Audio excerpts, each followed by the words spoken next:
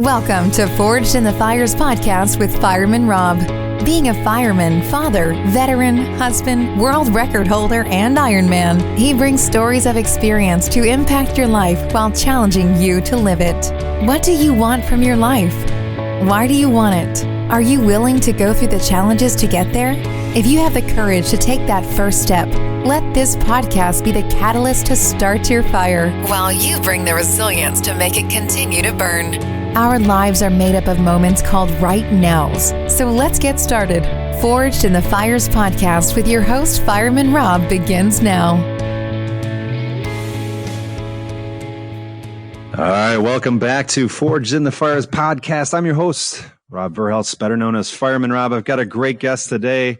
You know, it's always great to have a brother from the fire service on, and then also at the same time have another entrepreneur who came from the fire service and is now putting out fires in his own business. It is so great to have you on, Rich Pauwels. How are you doing? I'm doing well. Thanks for having me on today, Rob. I really appreciate it. Definitely. Now, you know, there's so much backstory behind you. You were a 20-year veteran of the Los Angeles County Fire Department, and then you started a side business. But I want to go back. I want to go back in time because we're going to get to that point. But I want to go back in time and kind of, how did you get into the fire service? Because that's one of those things that everybody always asks a firefighter. How'd you want to become a firefighter?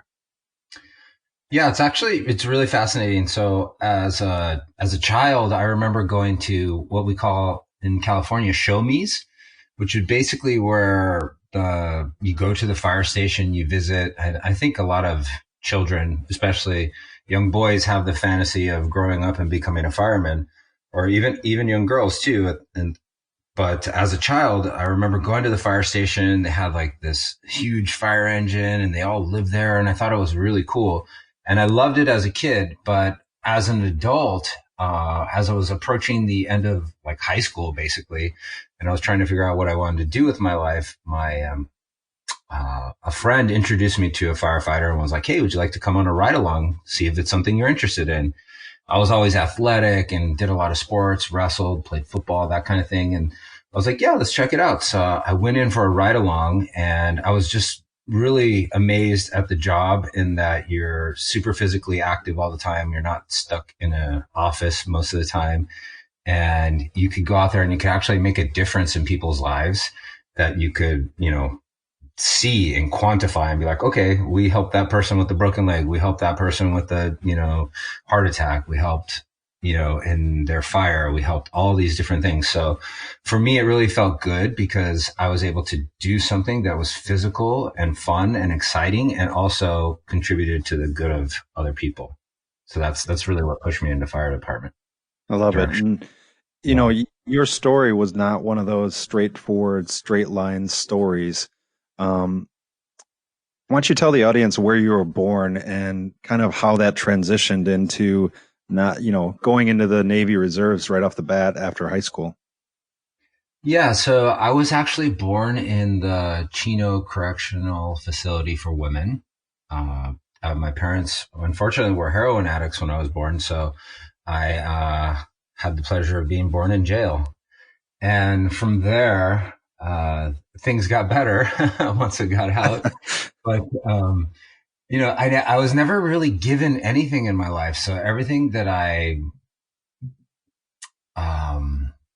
accomplished was all something that I earned on my own. So from the beginning all the way through where I am now, like going to college, I paid for it. I joined the Navy to help pay for college. I worked the whole time. So I was like constantly always like everything that came to me was never given to me. It was always like I had to earn it. So I'm very much a bootstrapper.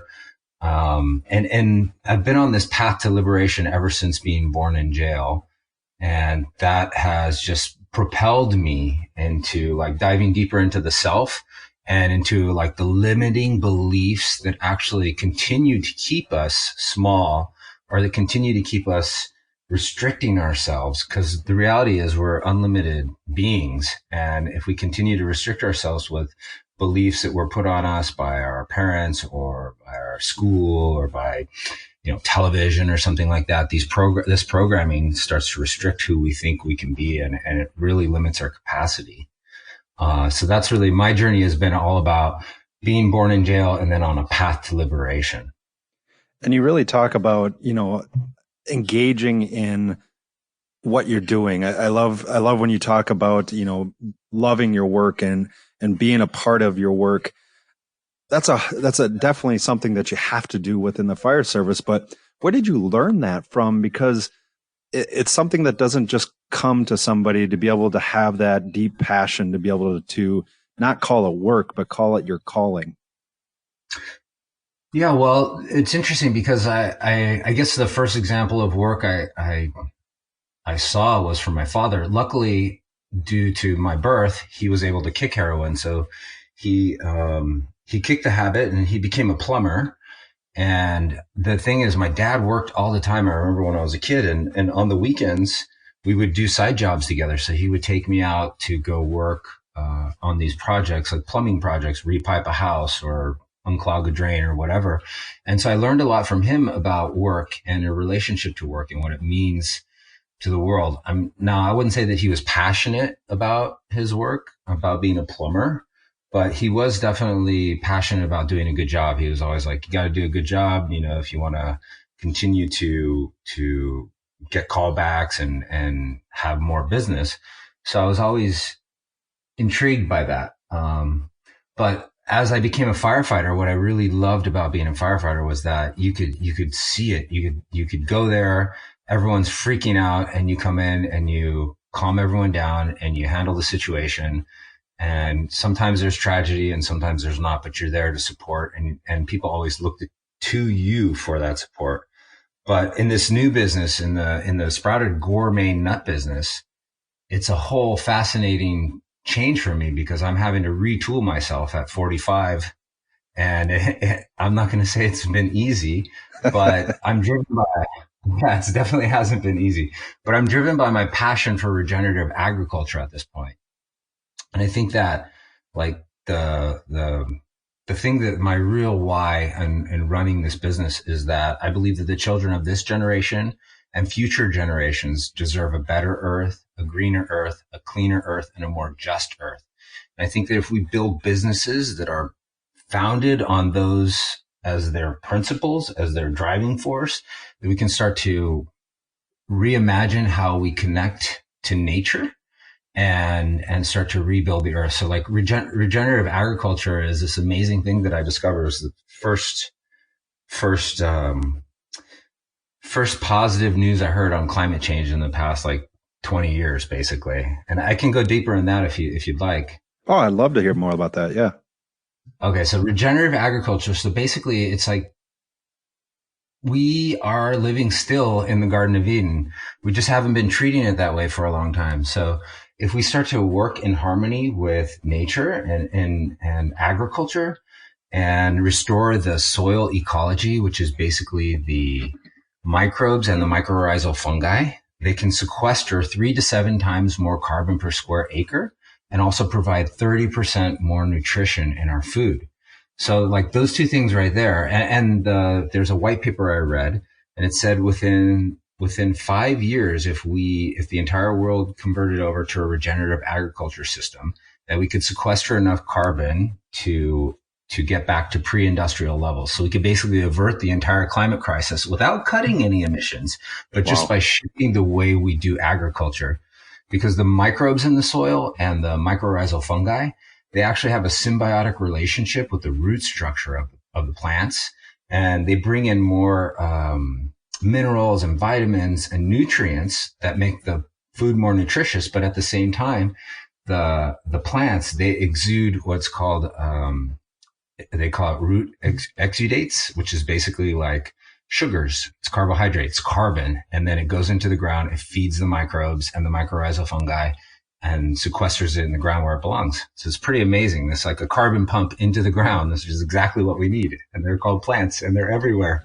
But the problem is we've been turning over the earth, which actually destroys that network. And we've been putting a bunch of pesticides in, which actually kills those microbes, and it destroys that connection. So we transform from soil to dirt, and dirt isn't very nutritious. Then we have to put these fossil fuel based fertilizers in there just to get the plants to grow. And they look great, but they have way less nutrition. Wow. So when I found out about that, and then I had this sprouted nut business, I was like, oh my gosh, if we can convert our business to support regenerative agriculture, now I'm going to feel really good, and it's going to drive my passion forward. So that's like really what motivates me. That is crazy. And, to go from firefighting to an entrepreneur to understanding the greater good of your business and the environment is like a huge step. And going back into, well, how did Rich Nuts, I love the pun too. How did that all start? And it started at the end of your career where you started to have back injury and your body started to break down. And so tell us more about how Rich Nuts started. Yeah, Rich Nuts basically solved my own personal digestive issues. Part of the thing was like, I was always an athlete, and I played football and wrestled and became a fireman, and I was a cheerleader in college actually too. And so I had all these injuries and multiple surgeries, from like tearing my ACL and multiple labrum tears and all of these ankle surgery. And basically, yeah, my body started to break down after 20 years of being a firefighter, especially out here. I was working the last 12 years in Malibu, which is known for like those big brush fires. Right. I was working as a firefighter and a paramedic. So oftentimes we'd be like on the side of a cliff, trying to pull people out of a car or something that went over the side, and we're bringing them up the side of the hill, and it's really tough on your knee and back. So yeah, I started to have these injuries, but the nuts business came because basically when you're fighting a brush fire, you're out away from anywhere where there's any food. And I had already started to eat healthy and organic and non-GMO and all that stuff. And when you go out on a brush fire, there's no food there. So you have these long shifts, 6, 8, sometimes 10 hours before they even get any food to you. And then the food that would come if they brought you food would be like either prison sack lunches, MREs, or possibly fast food, which none of those things were really acceptable to me at that point. Cause when cause I had already like claimed I call it my food sovereignty, and I started eating in a certain way that was very healthy and paleo mostly. And I would eat trail mix. I would bring my own trail mix with me. That's what would give me the fuel that I needed to fight brush fires. The only problem is, the nuts were like roasted or raw. I loved raw cashews, and that would give me all these, like GI problems, like gas, bloating, brain fog.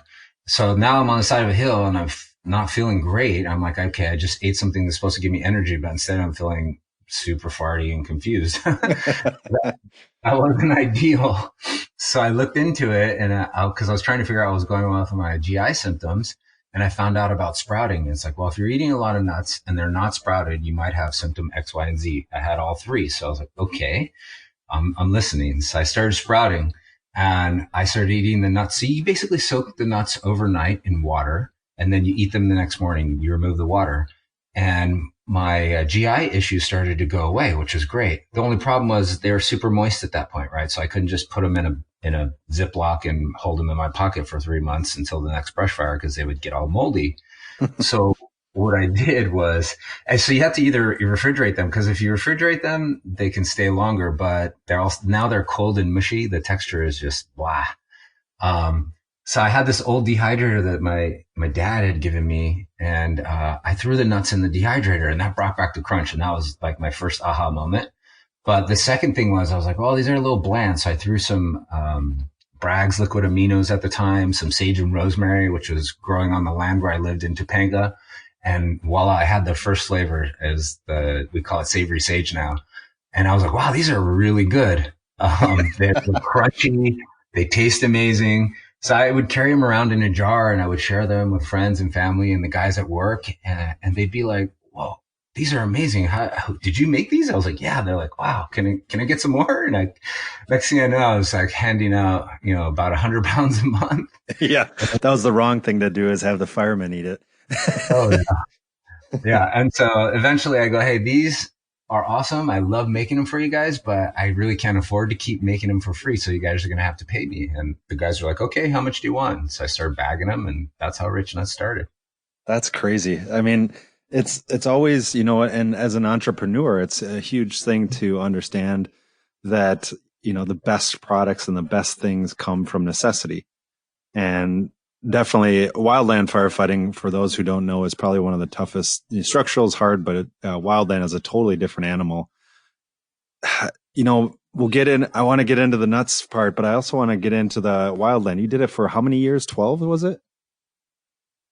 Well, Los Angeles County has 55 contract cities and all the unincorporated area of Los Angeles. So some of that is hillsides, mountains. So during, I worked at various stations during my 20-year career, but the most of the wildland I did was the last 12 years. The first couple years, you could get sent out on a like brush assignment or something, but it wasn't like your primary job, because I worked in Inglewood and West Hollywood, various areas. But yeah, I would say 12 years is a good assessment of the amount of time I did that. And that's just straight work. That's not, there's no breaks. Like you're saying, you're out in the middle of nowhere, getting MREs or prison food. The people see it on the TV, but they don't understand the hard work that goes into it. Can you tell us a little more, just the little things that had to correspond when you're out there to be able to make it a successful, in essence, shift? Yeah, when you're on a brush fire, it's like hiking with a backpack, and a fire burning below you, but super smoky. You can't breathe. It starts getting muddy because you're spraying water. You have a hose line with you.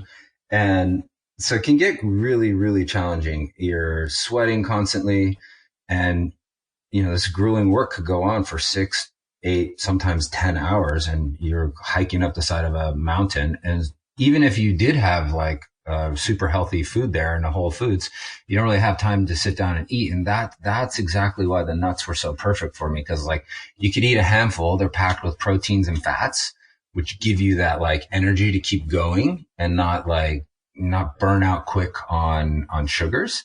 That was really helpful with the sprouted nuts. But wildland firefighting is it's definitely the toughest thing I've ever done. I don't know. I can't really imagine anything tougher. And I was in great shape. Like I worked out and trained and was prepared for it. And still I was getting my tushy kicked all over the place. But it's the nature of the beast, I think. All right. So you're saying that, there's nothing tougher than wildland firefighting, but you were quoted by saying that, going into selling and becoming this new entrepreneur with no experience, that actually scared you more than going into a fire. Yeah, that's true. Actually, being an entrepreneur is much scarier than being a fireman.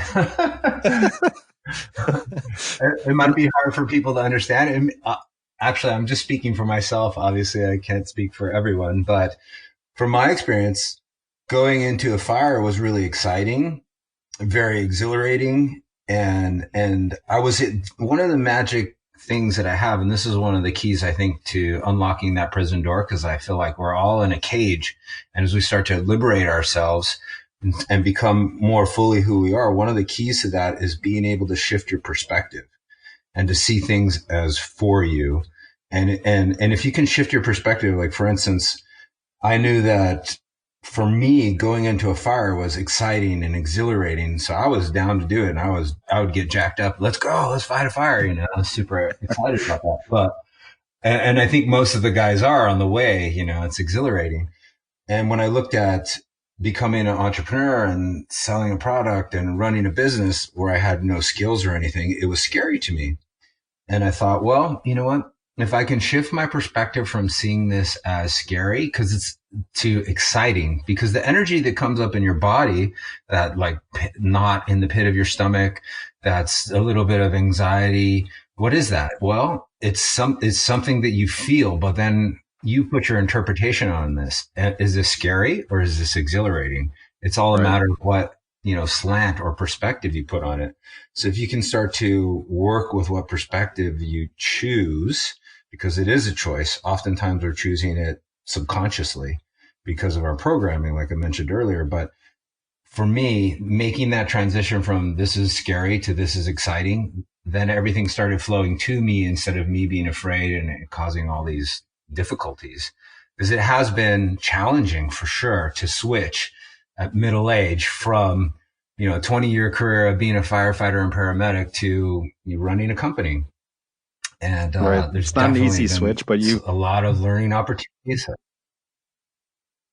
Yeah. It hasn't been easy at all, especially at the same time.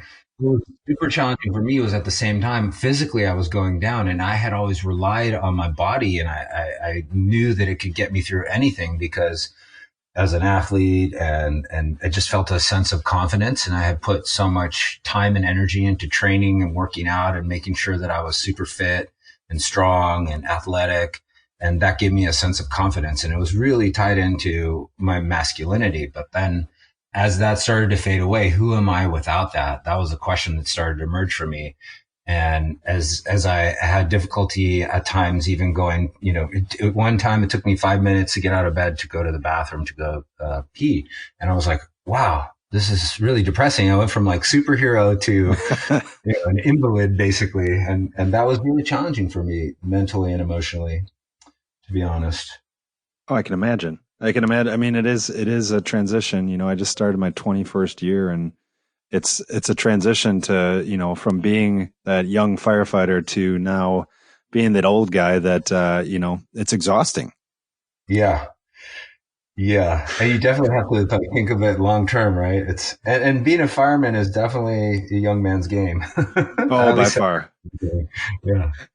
By far. Well, you transition to something great because I love how you think, how you put it into words that food is about nourishing your body and it's about nourishing the land and the farmers who grow it. And I love the 4 goals that you have in mind when you created Rich Nuts of it had to be something that was nutritious, sustaining, delicious, and good for the planet. You can go to richnuts.com. Your blog is absolutely priceless. You can see a great picture maybe of this guy wearing a kilt. Now tell me more about the kilt wearing while you're selling. The kilt, yeah, the kilt was just, I started wearing kilts at Burning Man actually, because it's really hot and oftentimes you're working on projects there, so you need the mobility. And I found shorts to start to get really hot. And so when I wear a kilt, I just feel really free and liberated. And I like that feeling of being able to move without restriction. So I started wearing the kilts and they're just fun. And then, I have a little bit of Scottish on my mother's side. So I figure why not? And the ones that I wear are not the traditional tartans. They're more like a utility kilt is what it's called. And I don't know. You should try it. I'm all about, liberating myself. And when people ask me why I'm wearing a kilt, I just say, because I sell nuts. You should really make some Rich Nuts kilts and sell those. That'd be perfect. That could be that might be a good idea, actually. Now, I want to go back to, you said Burning Man, and I want to go back to a marketing story that you told me of when you first started selling Rich Nuts and you were selling them there and you had this sign. Tell me more about that, because that was a great marketing story. The sign, which sign? I don't remember. The one where you were initially selling at I think it was Burning Man. Oh, at the festival, the game that I created? Yes, the game that you created. Yeah, that was actually at Lightning in a Bottle, which is another festival similar to Burning Man, except that it is actually more commercial where you can retail or sell a product. And yeah, it was really fun. So I gave a talk on how to make sprouted nut milk. They have this stage where it's basically called the Learning Kitchen. And at the Learning Kitchen, there's all different types of food classes. One could be like have fun with curry, making chocolate. I taught sprouted nut milk, nectar of the gods. I call it the class, sprouted nut nog, nectar of the gods. And while I was there, I noticed that it's mostly a millennial crowd. So it's like music, it's kind of like a Coachella, but it's a little bit more artsy than that. And the kids had created, I call them kids, but they're millennials. And They had created these things called totems, which are basically like a stick that they would carry around that would have some sort of lighted whatever. It could be a jellyfish, a bunny rabbit, a carrot. It could be anything that they would create. And it would have, each one of them was unique, and they might be 6 to 10 feet tall. They're all varied because people are just making them. And it was really a great idea because if you go to one of these festivals, there's 20,000 people there, and you go to the big stage with 10,000 people. You go to the bathroom and you come back, you may not ever find your friends again. And the phones, of course, are not working because they're overloaded systems. So they had all these totems, and I saw them and I was like, wow, I wonder if I could create a game that would engage millennials. And so I created this game called Get Rich Nuts. And it was very simple. I built this totem, which was a dream catcher. And in the totem, I wrote Get Rich Nuts, an LED light up, it's called L-Wire. It lights up. And so it was flashing Get Rich Nuts, the dream catcher. And whenever someone would find me with that, because it was like 12 feet tall, so it's up above the crowd, they would come up to me and be like, hey, are you rich? And I was like, yeah, I'm rich. And so I'd give them a free bag of nuts. They would win the contest. And then I would get them to write a wish for peace on a wooden feather that I had laser cut, and we would hang it in the dream catcher. So I'd have all these wishes. And it was really amazing because it was such a paradigm shifting game, because it was a win-win game. For me, I won this like personal moment with someone where they shared something about like, connection with someone, where they wanted to, whatever their wish for peace was. It was usually very personal and emotional. And that was awesome for me personally. As a brand, we won like some content to share on our Instagram, social media channels. And then whoever the winner was, they would win a bag of nuts. So it was really amazing and super fun. I love it. Yeah, that festival is great. It's actually supposed to be this weekend, but it was canceled. So I just did a digital version. I was gonna say it's a little harder to do digital. Where's Waldo? Yeah, we're working on a way where anyone finds me now, I'll do the same thing, but it's not the same because everyone's locked up. yeah, exactly. You'll have a lot of inventory. Well, hey, Rich, thanks for so much for telling us your story and telling us more. You can go to richnuts.com. I highly advise going there and getting some nuts, as well as reading the blog, because it's a great blog. I always end the podcast the same way. I have 3 questions for you, and then we have a rapid round. You don't get the questions ahead of time because I want the good answers. Here it is. Here's the first one. What is one thing you haven't done but is outside of your comfort zone? Ooh. One thing that I haven't done that's outside of my comfort zone. So I don't know if you're familiar with Wim Hof. Do you know who Wim Hof is? I do, actually. Yes. Yep. So he has this 10-day retreat in Poland, and you basically go there and you do the Wim Hof breathwork technique and get comfortable being in the freezing cold water. Are you kidding? And the ice. And then at the end of it, you hike up this mountain. It's called Mount Śnieżka, I believe. It's in Poland. And it's all, I don't know how many days the hike. I think it's a 1 or 2 day hike up and down this mountain. Oh my God. God. In your shorts. You basically do it in the snow, like hardcore. It's amazing. I want to do that. That's one thing that I haven't done that I want to do. And it's definitely outside of my comfort zone. That's outside of a lot of our comfort zones. What's your favorite quote? But it's all about getting comfortable being uncomfortable. That's there you go. Yeah. There you go. So what is your favorite quote and why? What is my favorite quote and why? I really love the quote by, well, there's 2, but let's do the Ford, Henry Ford. His quote is basically, whether you think you can or whether you think you can't, you're right. So that's basically like whatever you believe, your mindset, your perspective, whatever that is, that's what you're going to get. So choose wisely. It's like, it harkens back to what I mentioned earlier, right? Right. I love that. Yeah. That's a powerful quote and a lot of meaning behind it. Yeah. It's so simple, but so true. All right. Last question here.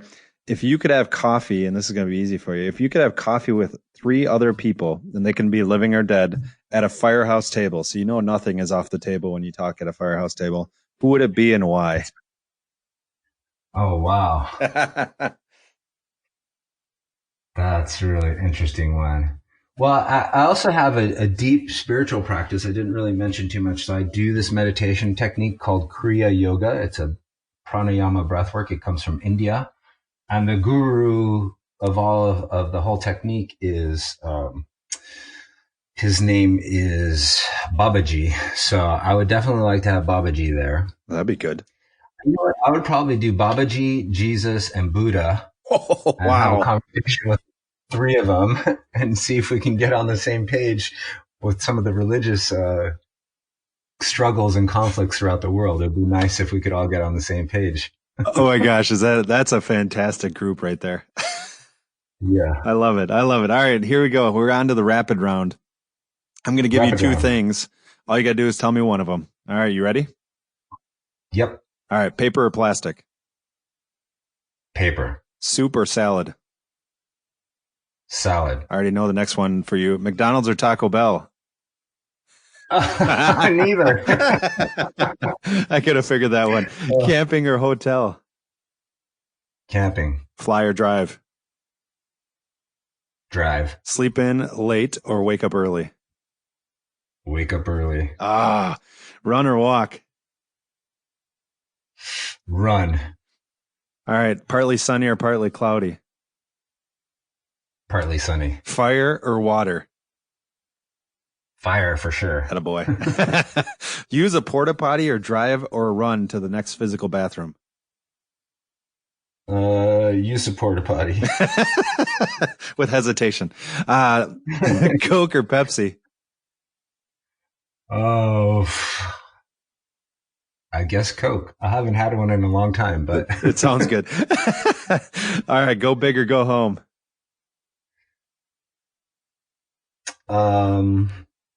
Go big. All right, sure. I like it. I like it. Rich, thanks so much for joining us. You can go to richnuts.com to find out more and to get a bag of nuts for yourself. Rich, thanks again for coming on today. Yeah, thanks for having me, Rob. I really appreciate it. It's good chatting with you. Definitely. All right, well, we'll talk to all of you next time. Thanks for joining us. Thanks for listening and supporting the Forged in the Fires podcast with Fireman Rob. Remember, don't forget to like and subscribe to this podcast, and please share this episode with a friend or family. To find out more about Fireman Rob or reach out about a question, go to www.firemanrob.com. Until next time, live your life forged in the fires.